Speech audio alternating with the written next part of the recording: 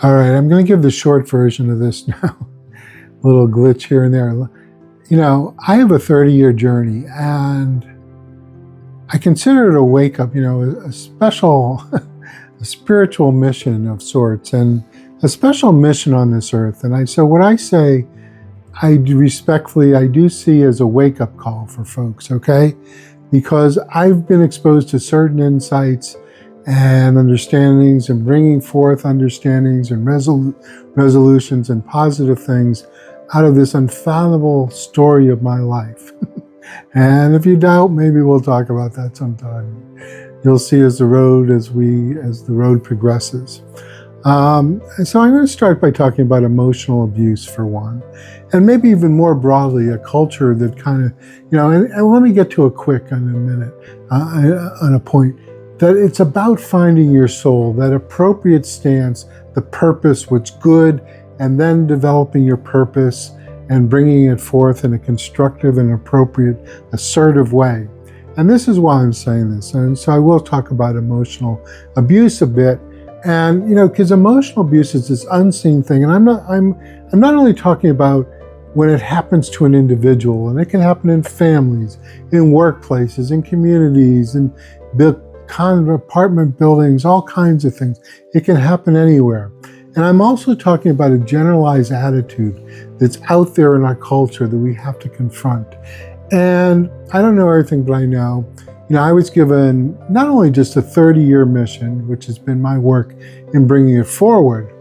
My roots go back even decades before, aging myself to Scranton, having received some family attitudes of goodness and benevolence, and from grandmothers and grandfather and parents and all this, bringing this forward.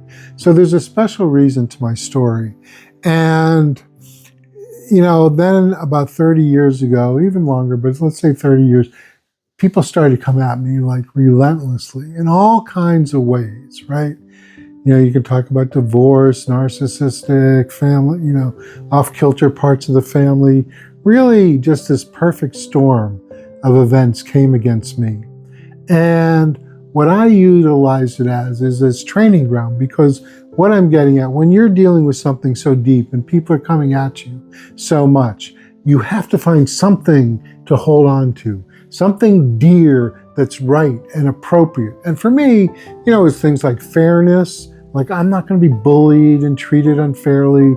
I'm not going to be smushed to the ground. I believe in my abilities. I believe in my success. I'm not going to let others define me. And that's a key issue of our times, is defining yourself appropriately and assertively, not allowing others to define you. So people came at me, and I had to stand. There were all kinds of, even when I say divorce, courts, just this whole energy of condemning, condescension, all kinds of things. And I utilize that, the notion of challenge equals opportunity, as an opportunity, not just to stand in, but to really define who I am. And so, there is a special relationship, with those who are attacked, maybe have some hidden qualities and things that they have that they don't know. And so it becomes an opportunity to find that deep you. And that's what I'm encouraging to companies, families, and individuals. What I do with Gentle Genius Coaching is one outgrowth of my life and work, the whole coal to diamond process. But it's so important, generally speaking, it's so important to be learned to appropriately and assertively stand for yourself. And I'm making a distinction here. I'm saying aggressiveness is too far. Passivity is not far enough, like Goldilocks. The appropriate middle path, assertiveness, is what people have to learn to do. It's where your soul is. It's where your purpose is. It's where that inner strength. And so there's a key moment where if you feel yourself being treated unfairly, a spark could go off. And that's the moment you have to say, I deserve to be treated fairly. And here's another key part why I emphasize the word appropriate. Because good people and people with good values may have been pushed back by the bullying. And so the road forward, the road to develop your full self, that ideal, that triumph, it could be a long and enduring road. And that's why purpose becomes so necessary. That's why identifying a value like fairness or principle to guide you is so appropriate. They say, I'm not going to be bullied by others, because there's a very subtle thing. There's a subtle thing going on in the culture. And this is why good companies, good families, good individuals have to learn to appropriately stand for themselves. This is the message of my life and work. This is the coaching and training I do with gentlegeniuscoaching.com. You can look there. These whole things about emotional abuse. And just because it isn't physical, it can get worse because it's invisible, and it can get torturous for people. So